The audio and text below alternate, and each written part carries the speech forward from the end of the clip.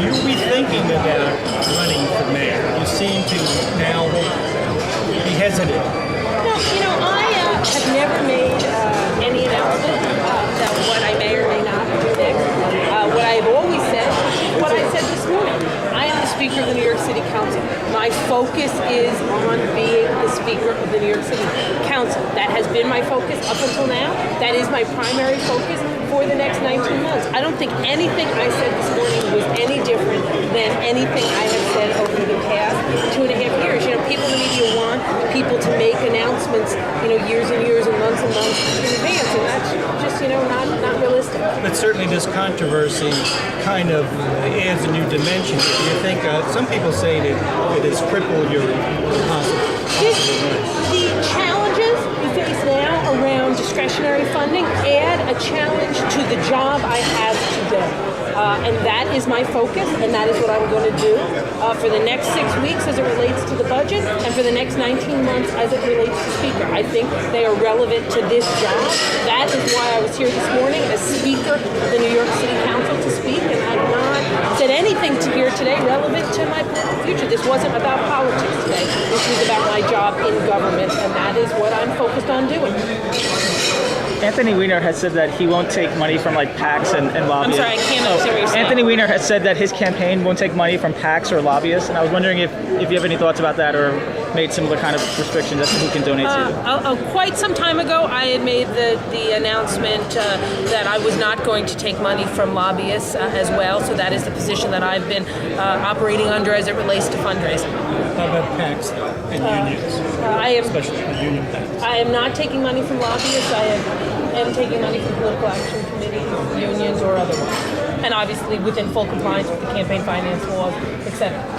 Are you meeting any resistance from contributors as a result of this controversy, for whatever you may decide to run for?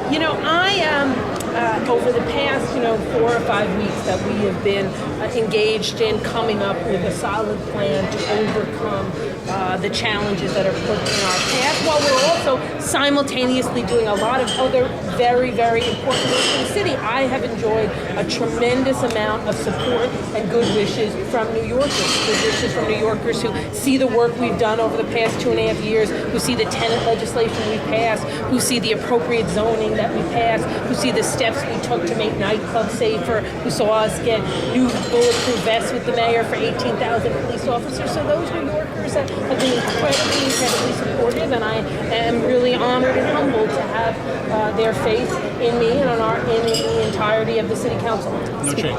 Yeah, New Yorkers have been terrific over the past 4 or 5 years. Speaker Quinn? What is the community telling you about Hudson Yards? You seem to suggest that they would have a seat at the table, but that was just pro forma, no real objections would be register changes. I think the one thing one learns if they're a West Side elected official is you let the community speak for itself. That said, I think if you speak to folks at Community Ward 4, their highest priority is going to be what it has always been around West Side development, which is affordable housing and permanent affordable housing.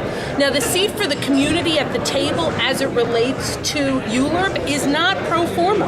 It's a charter mandated role and position, and we shouldn't minimize that. And I expect the West Side to do what it always does, which is to make their position very, very clear. But I also know part of their position is not the status quo.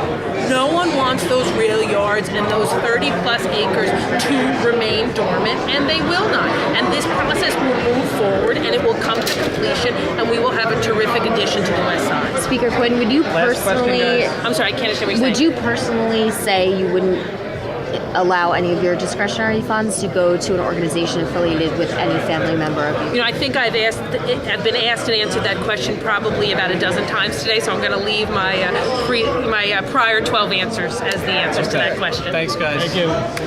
Thank you.